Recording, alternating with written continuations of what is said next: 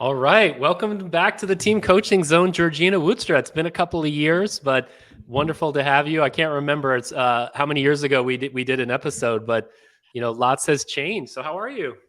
I'm really well, thank you. And I also can't remember, but I think it might have been 2017 or 2018 or something like Amazing. that, Krista. So a lot has Amazing. happened since then, hasn't it? I think so, both in the world Yeah, as well as in the team coaching field, and probably in our lives as well, right? All levels of system, right? at all levels. And it's really good to be back. And it's really good to be back in conversation with you, Krista. Indeed, indeed. Well, I'm a huge fan of yours, Georgina. We've had a chance to meet up. I think the only time we met in person was in the Netherlands, I believe. We were in the Netherlands together, and yeah, I know a lot's been happening with the team coaching studio. You've written a book since we last spoke, so maybe just briefly a bit of introduction to you to the listeners. I know you're an MCC. You have a really rich organizational background, executive coach, team coach extraordinaire. But do you want to just give the listeners, those who are new to you, a little bit of a background to who you are? Sure, I'd be delighted. Yeah. So, as you said, my name is Georgina Woudstra. I live in Winchester in the UK, which is an hour or so southwest of London. With my husband and my dog, three grown-up kids who've all flown the nest.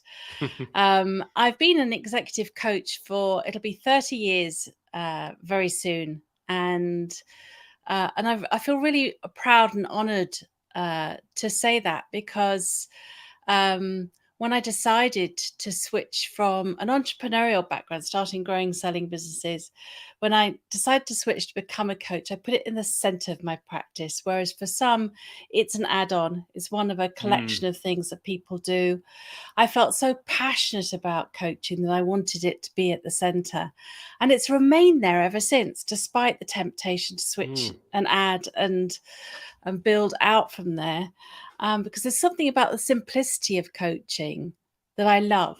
And I think much as Matisse, spent his life as an artist, uh, he expressed his purpose as trying to capture the beauty of human mm. form as simply as possible.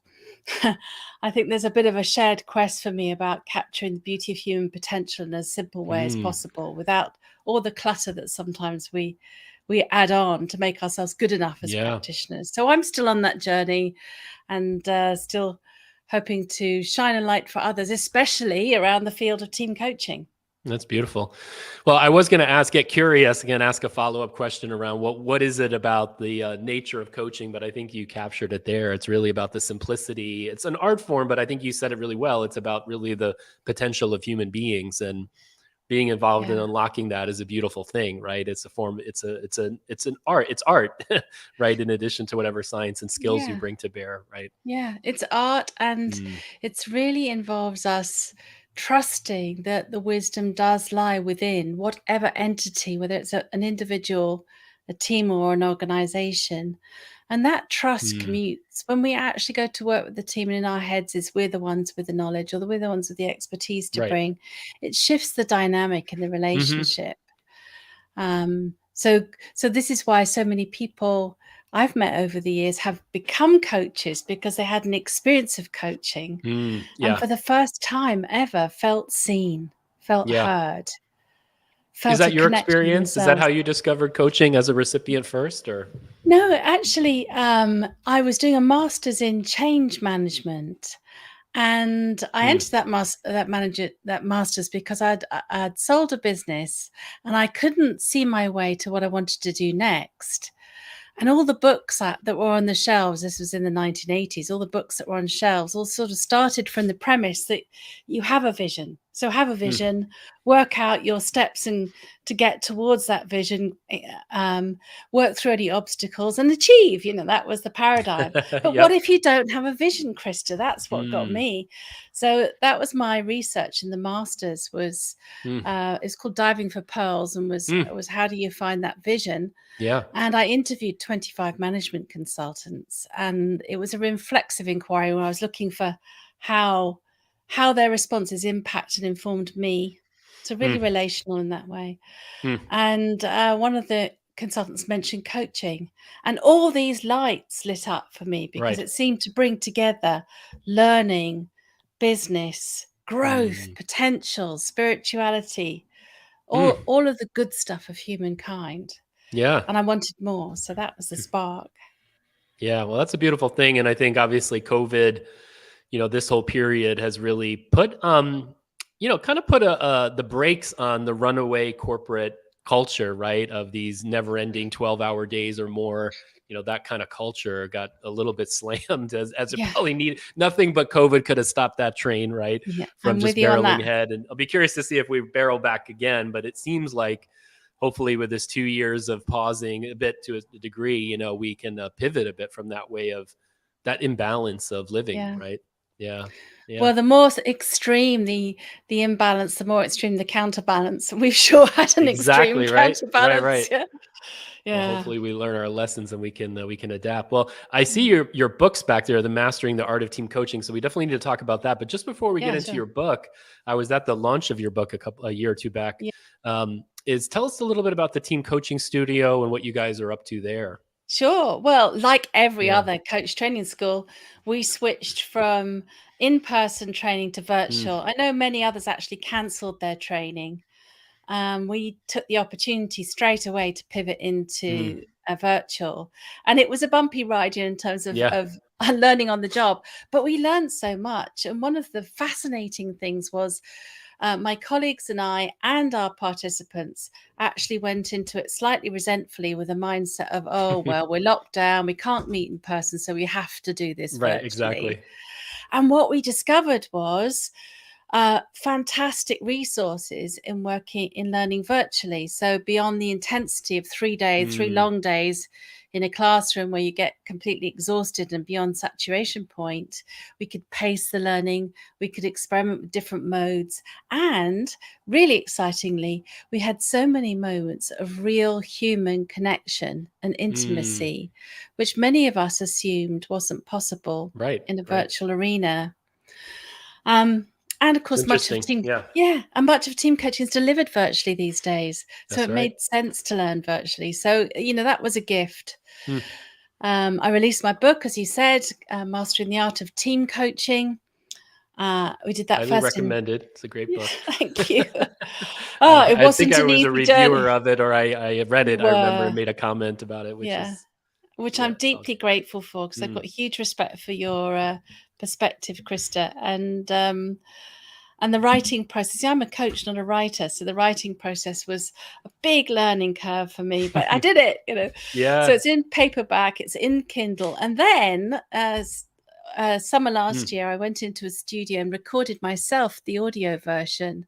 And Okay. at first, I thought, oh, I've got to get proper reader to do that. There's people who have this as a career, Mm. Right. and the Right. publishers wanted me to read it, and I Mm. so enjoyed it. Because otherwise, Good. I wouldn't Good. have reread my book. It's Yeah. Did you listen to the recording I afterwards? did, yeah, I listened to Okay. every How did bit that of go? it. Yeah, it was great. I Yeah, it's really so enjoyed it. funny because I've coached a lot of people to start podcasts, and one of the challenges you have to overcome is listening to your own voice. Like, actually, Yes, most people don't like the sound of their voice when they hear yes, themselves, and it took me 5 or 10 episodes to get over myself when I launched the podcast. But I know this is a challenge for a lot of folks. But yeah. you have a lovely voice, and I think you would. Yeah, I'm sure it came out great. I haven't heard the audio version, but yeah, kudos Well, to you back for that. at you, Yeah. Krista. Your voice is wonderful, and the warmth comes through, and it creates a brilliant experience for No, that's kind of me you. in dialogue with you. No, that's Yeah. generous. Likewise. Yeah. So Well, other so things I just yeah. mentioned because I feel really passionate about this. We, off the back of operating virtually, we realised that it could become very transactional, and yet we have such a need for social capital and community. Mm. So we started the Team Coaching Studio community in the April of 2019 when COVID first hit. I Mm. think it was 2019. And now we have a community of over 800 Nice. team Wow. coaches around the globe. That's amazing. And it's a true community. It's not top down. It's really Mm. community-led sessions. We had a beautiful one the other day on finding your niche as a team coach, which was Beautiful. absolutely out of this world. Book club, team coaching cafe. We come into Nice. the arena and practice. Amazing. So all those things. And we're launching in North America, in Brazil, South Africa's following. Wow. So yeah, a lot's been And going by on. launching in those countries, are those face to face or is that virtual launches It's a like? mixture. Yeah, we've got a Uh-huh. face-to-face program in TCS North America run by colleagues in Arizona, in Mm, collaboration with the ICF Arizona. And great. then our colleagues in Brazil are hosting the first virtual certificate program in Portuguese Oh, in beautiful. May. So yeah, it's a mixture of hybrid, in person, and in different languages, and there's more of that to come. And Congratulations. yeah, Yeah. When we get towards the end of the episode, maybe we can steer folks towards people want to learn more, where to learn more about those. 'Cause I think your school would be a great one for team coaches to connect sure, with. Yeah. sure, Yeah. That's yeah. No, awesome. I'd be very happy to share that. So Team Coaching Studio is mainly a team coach. It sounds like training school, but also a community of practice, and you're doing calls and all this stuff. So is that kind of the main business, or do you also deliver team coaching services to clients through the school? Oh, great question. Because we just started that at the end of last year because we were getting a lot of demand, and of course we've got now quite a number of team coaches who've been through our diploma, who've really thought about their philosophy, their stance, Mm, their methodology, their approach. They've practiced, they've had feedback, they've got case studies. There's a body of great team coaches. mm, And because we get asked whether we can provide team coaching, we're just thrilled to introduce them where there's a good fit. So yeah, that's another new yeah. branch of what we're up to, Krista. Nice. Uh, Well, I have two follow-up questions for you. So the first one is around your book, and yeah, I imagine this gets at kind of like the essence of kind of your philosophy of team coaching and how you think about that. So I'm wondering if you could give us a little bit of it, the executive summary or elevator pitch for the Mastering the Art of Team Coaching, because my guess is that what's kind of embedded in that book, flows throughout your work in the team coaching studio and your programs and such. But could you give us the yeah, kind of high level? totally. Yeah. Yeah, um that the high level is, as a coach of 30 years, around the turn of the millennium, I started practicing as a team coach. Mm, And I was excited about team coaching, but I became really disillusioned and deflated over mm, time and nearly stopped because I felt my work wasn't having any sustainable impact. I think what I was doing was creating peak experiences mm. where the feedback was excellent in the moment, the happy Yeah. sheets. Yeah. But then the impact faded really quickly, and people went back to their normal business and nothing sustainably changed. And yet in one-to-one Mm, coaching, clients were reporting transformational, mind-changing, life-changing, mm. sustainable results. I still get letters now from people I coached, or emails, Wow. 20 years ago. Amazing. Um, so I couldn't continue without working out what needs to change, and so that's the mission I've been on, is trying to work out how to get the same impact with teams At a that I was team getting level, in one, yeah, at a team which is a more level. complex system, right? It's Much more complex, yeah. And what I discovered for me was that, there's a subtle change of ownership that was happening. So when I was Mm, working with a team, I was taking on much too much ownership. I was owning the agenda. I was mm, designing the program. I was bringing the tools and conceptual frameworks, so the knowledge. So I'm showing up as an expert. I'm showing up as the designer, and I'm mm. facilitating sessions. So all the team had to do is show up to the event and Mhm, be processed through the experience. And naturally, that didn't have the lasting mm, results that I had hoped for. So the quest, really, the work we're on, is about how do you coach and keep the ownership, the agenda, the frame of reference, the conceptualization, the results, and the learning journey with the team, mm, recognizing that in any group situation, psychological safety and building a strong container for that work is absolutely essential. mm, And sometimes that requires us to take a more leaderful position mhm. at the start Right. to build that space. So It's a real that's really balancing the act, and I guess that's where the art comes in, right? yeah, Mastering the art is, yeah. how to balance leading, following, creating structure, creating space for emergence, and following the energy and the like, right? Yeah. beautifully put, Yeah. and that there's no formula for it, because each team Mm. is truly unique, and each team's context is unique. And I've had sessions where 2 or 3 sessions with a team have really been transformational. And I've Mm. had teams where it takes 3 or 4 sessions just to build the container, just Yeah. to create a safe Right. enough space to get to the real work. Exactly. So, That's yeah. beautiful. So I'm curious, I'm thinking of back to this principle that I got from the agile world, Shu Ha Ri. It actually comes from martial arts, where you kind of have to learn the form first, then you have to master the form, and then you get to break the form and find your own art, in your Yeah. own way. And so I'm curious, as I've been involved in team coach training as well, but I'm curious, Yeah. what you've been learning about the training of team coaches. I have a lot of thoughts about what I've learned about what it takes to become a team coach, moving Yeah. along these levels of development from, learning basic skills and forms to, getting effective at that, to becoming much more artful, Yeah. right, in practice. I'm curious if you have any insights or thoughts about what you've learned Oh, accompanying team coaches along yeah. this journey, because it really is a journey. Oh, Krista, thank you for raising that, because you told me about Shuhari Mm, a few years ago. You may remember we were thinking of collaborating on an art of yeah. team coaching workshop in New Hmm. York. And that was when you first told me about this idea of Shuhari. And I wrote about it in the book because it Right. just Right. attributed to you sparking that idea in me, which is I think is really profound, um, that people have different styles of learning, but there's something about learning the basics. So when you learn Mm, one-to-one coaching, pretty much all coach training schools have a competency framework, one-on-one right. coaching competency framework. And so rather than being taught a bunch of tools, we're Mm, taught the transformational competencies of, for example, active listening mm, or powerful questioning. And they right. sound so simple, but can take years To to get really really masterful at. master. Yeah, yeah. But Hmm. in the end, if you observe coaches in action, the way one coach asks a powerful question is Mm, so different from the way another does.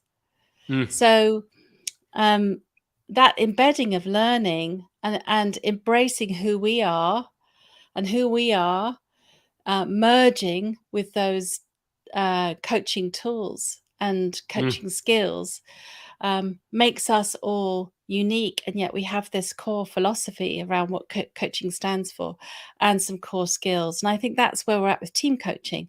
Thankfully, mm. and really excitingly, I was campaigning Yeah. the 2 largest professional bodies in the world, the International Coaching Federation and the Mm, Association for Coaching.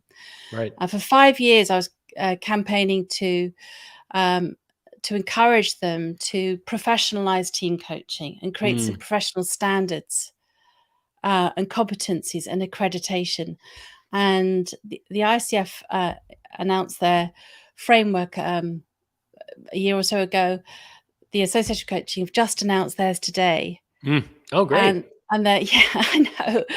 And Declan Woods has Good done a news. fabulous job on that, and then and with along with a team of people, and Mm. the and both will then be announcing their accreditation schemes later on this Oh, year. nice. They go through a pilot process. I've just had another podcast idea now. We got to Oh get yeah, Declan on, and maybe somebody from ICF to come on and yes, talk about the competency models and the do. accreditation. Yeah, yeah, Yeah, that's a good Declan idea. would be Hmm. so thrilled to do Okay. that, because there's so much work behind the If you're scenes that listening, goes into Declan, I'm this. coming.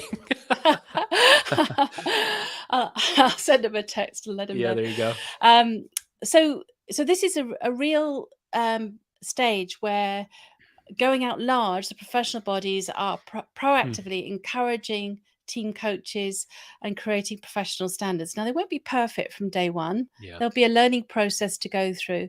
But as long as we're all getting in on that journey, and the professional bodies and coaches are getting feedback, we're co-emerging a field.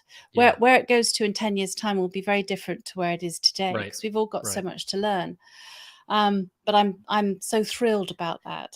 Yeah, I think It's a that's really big. essential. Yeah. It's the same thing around balancing. We do need to have some boundaries, regulations, controls, quality control. We don't want that to be rigid, but then the absence of that also, anybody can, hang their hat or shingle up as a team coach, and for the customers, they don't really know, and they don't have time to figure out what all this means. They just want results, or help. And Yeah. it'd be great if, I think, I can't remember who it was. Maybe I'll go back to it, but somebody was saying that, like, in coaching, when coaching first started, the quality of coaches were generally pretty high. But as soon as coaching became commodified and you have this rush of coaches coming in, like, the pool of coaches out there, watered down as could be expected. And that, you probably had 20% of the coaches out there were really delivering great stuff. And then the other 80% was a bit variable. So I suppose that I think that happened in the agile world as well, where there's Yeah. hundreds of thousands of so-called agile coaches, and, getting certifications can vary in terms of, the level of training people get. But I imagine that may end up being the case with team coaching. It's maybe an inevitable thing. We'll see. I guess we'll see. But thanks to the Association for Coaching and the ICF, maybe that'll help get some standards in place for these certifications, which the coaches really want. I mean, I think the surveys show that coaches rank certifications higher than clients do. But Yes. I think for us to be Yeah. responsible in our field, we should be, being involved in Yeah. holding up It's those it's standards. like for many of us, I think going through a driving test is not a pleasurable experience. It might be for some, but all three of my Mm, kids were in tears when they went through theirs. And but once you've got it, you've got your license to drive. Now, some people may still not be great drivers, and they may have had a lucky moment in the test, and some people may be mm, outstanding drivers.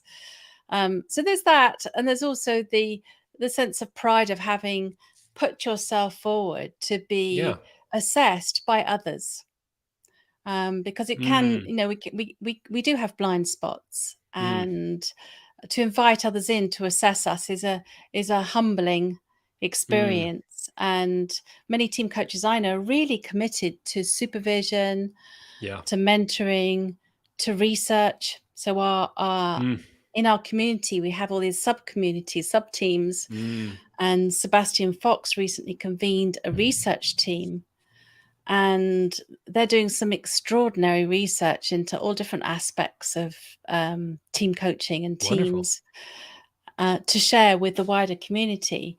And that will help inform our Mm, work, but also inform what are things like what's the highest impact point of a team coaching hmm. session, and things like that. Amazing. It That's is amazing. Yeah. It's good stuff. So I'm curious because, I've been involved in training team coaches Yeah. publicly in public courses, but also Yeah. internally inside of companies. And one of the things I'm noticing is internally, companies go through restructuring all the time. And so I feel like the speed at which we need to get people who are OD&L practitioners who may have worked with teams but don't have background as team coaches, they kind of need in 6 to 12 months really need to be delivering at least a basic level of competency for this to add value in terms of investment. But I know the journey that I've been on to become a hopefully more effective team coach can be a multi-year journey. So that's one of the things I'm really curious about, is like, how much can we bend the learning curve in helping people get up to speed? Because this isn't, you don't just take one training and you're going to be great as a team coach. There's a complex set of skills, and you have to, only through experience can you really internalize this and, kind of move yourself to art and mastery. But I'm curious Yeah. if you have any thoughts about what does it really take to become effective at this, and how much Yeah. can we bend the learning curve? Great questions. Firstly, on what it takes to become effective, I think part of it is practice, practice, practice. In my 20s, so having studied arts, my first training was fashion design, and then later on I got into IT and I did my accountancy exams. Mm, So I'm quite interested in those polarities. When I did my accountancy exams, I was working, helping an organization do a turnaround, and I had to apply the learning every day. mm, And that was really exciting and really useful. I can still feel it in my bones when I think about that. And so having a forum to practice, not just to learn. Some people think, oh, I need to go and learn all the skills, get the credentials, right. And then, only And then then, can I really yeah. practice, by which time we've lost 80 or 90% of our learning Mm, and our confidence and competence. So, one of the things we do is we provide this team coaching arena mm, in the community as a forum for getting in and sharpening the sword. Practice, practice, practice nice. in a safe learning environment with constructive feedback held by a respectful Mm, community, but beautiful. who recognize that we have to provide challenge. Mm, It's not just a play nice community. You know, some of yeah. the simulations and things that people bring in are really intense, you know. Mm, But it's through that we build the muscle and the confidence to go out and mm, work in the field. And then the second part is team coaching is relational. Teams are relational. Um, and I think mm, many people have become coaches, left organizations and set up on their right. own. And they've been lone rangers for quite some Yeah. time, and learning to resource ourselves through and with others, to collaborate with others, in order to be effective. We don't have Mm, to hold it all alone. So yeah. working with a pair coach, being in group supervision, getting yourself support, whether you're inside an organization or not, um, can make a huge Huge difference. difference. Yep. Yep. Yeah, I know speaking to a number of team coaches, I've been experimented with this as well. It's great to go out solo just to learn to hold a team, but you Yeah. really realize at some point your learning curve plateaus when you do that, and it's only in relationship with other coaches, and that you can really go to the next level. Yes. So yeah, highly recommended around that, and Yeah. supervision, right? I think you've alluded to that this is complex enough work, and depending on where you are and the kinds of teams you're working with, the psychodynamics that are operating really can be hard in the moment to see. And so having supervision and places to process that, I think, is just generally good ethical practice, but also just helps you unload anything you're embodying or internalizing in your own body or Yes. being, so that when you show up with the Yeah. clients, you're not processing your own issues through them, right? Yes. So yeah. Yes. Well put. And also, it's so easy to get entangled with the team, and to get so pulled into the system that we can't see how to intervene, and coaches can get sucked into Mm, whichever their own sort of script is. Bad me, I'm a useless team coach, or bad leader, bad team. uh, to try and pin the blame of complexity somewhere, and right. learning to have self-compassion, and that's Mm, essential for being resourceful in our work, and knowing that we can't control systems, we can only dance with them. We're not in control beautiful of the metaphor. outcomes. Yeah, Yeah. yeah. Or Donella Meadows, I think I took that from, but Uh-huh. yeah, yeah, Beautiful. um Love that. yeah, yeah, Yeah. So again, back to my question just around, the journey to becoming a team coach. Do you, for listeners out there, maybe they're new on the journey or thinking about getting on the journey, is this like a 1 year process? I mean, obviously it's just like anything, you can go on for years yes, and you never totally master this. I guess you can get closer to yeah, mastery, but I'm just curious around, like, at what point do you think people start yeah. feeling like, okay, I got this, or like, I think I can make I can make this a living, or I can make a living at this, or Yeah. start to get there? Do you have any thoughts about that? I imagine there's Oh, variability, but yes, general. variability. And Yeah. um I was laughing at that comment about thinking about I've got this, Yeah, because yeah. for myself and many team coaches I know, somebody described it to me the other day, like actors when they go on stage, Yes. may feel sick with nerves, but it's kind of Yeah, that yeah. that creates the capacity to really be in the moment and to show up. Yeah, yeah. Um, so so yeah, I may never You never hold totally on to get it. long that I've Yeah, got yeah. it. Yeah. Or you feel confident enough that, okay, I think I Yeah, can make a run at this. Maybe that's a yeah. better way of saying this. Yeah.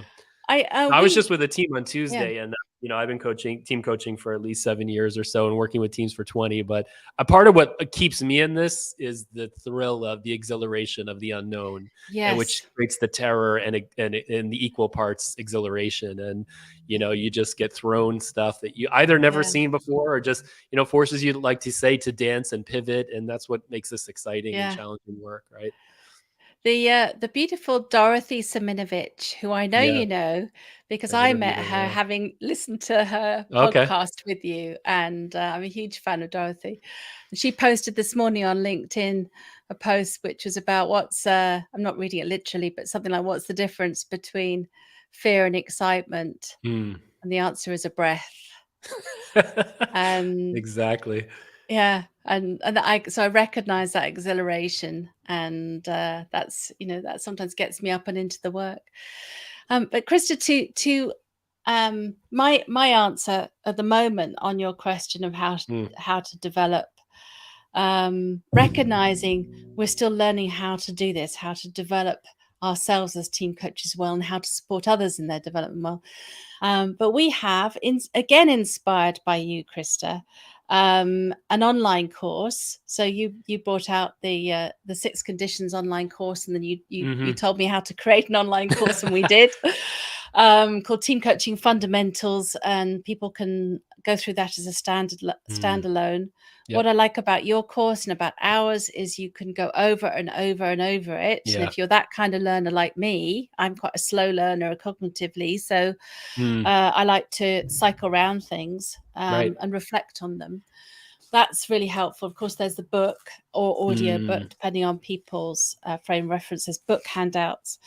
On our community, we have a book study course, which is just a gentle way of getting into the competencies and reflecting on them without practice. It's just, a very contained, safe space.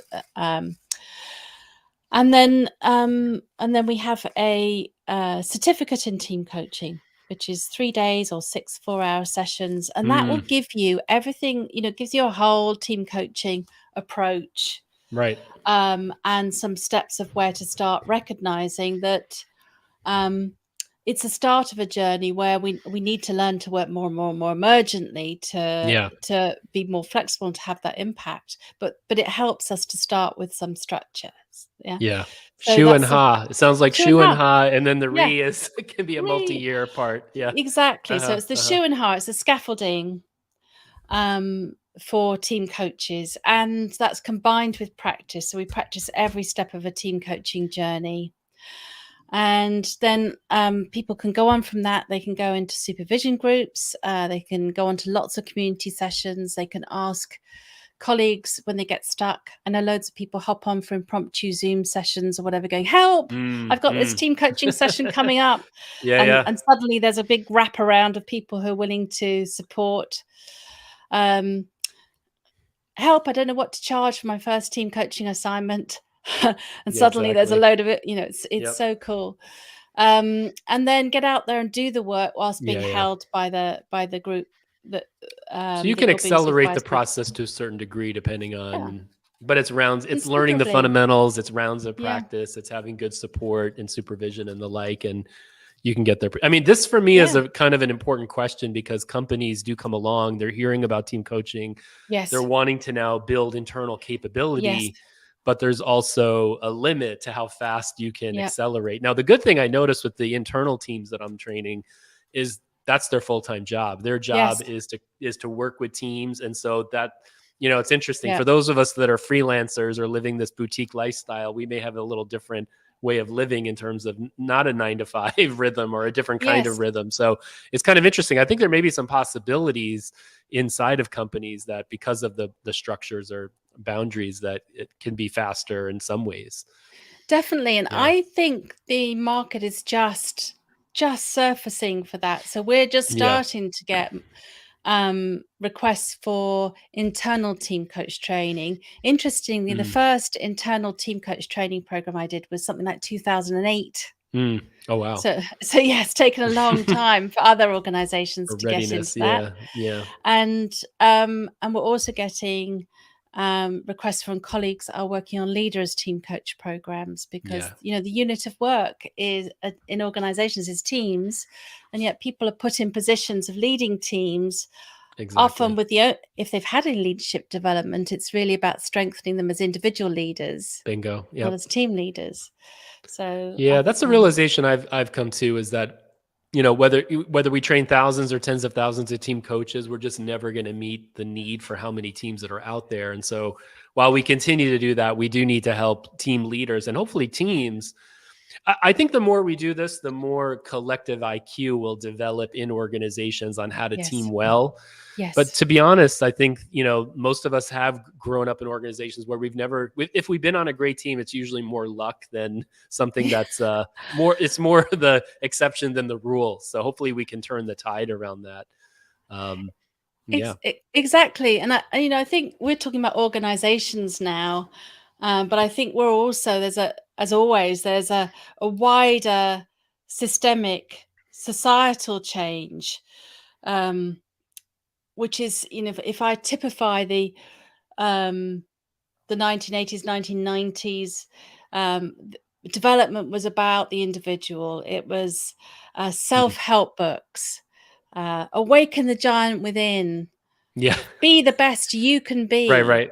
find your potential. It was all Yeah. individualized, as we were sort of breaking free of conformity in a way, and an individual personal freedom was a high price for people of my generation. And I think we are just starting into, from an era of me into an era of we. Yep. And IQ to actually, we Q, some people to call it, weak you, right? and Yeah. it's Yeah. essential for human survival. It's Wow. existential survival, and it's not easy. Resistance occurs when any change is happening, and one way that resistance occurs is people or tribes trying to exert power over circumstances and grab power for themselves, a little bit like during COVID Yeah. in the Yeah. early parts, where we saw a rush on supermarkets and all the toilet paper going Yeah. into a few families. And, I suspect a So bit of interesting. what's happening with war going on in the world is Yeah. is a psychological reaction, a scarcity mindset reaction, Mm. to try to protect a smaller I rather than to look Mm. after the global we. But we're in a transitionary time, Yeah. and whilst it's incredibly tragic and horrific, I hope and fundamentally believe, that better times are the other Mm. side of Yeah. these storms, and that we will form into a much more bonded global mindset. Yeah.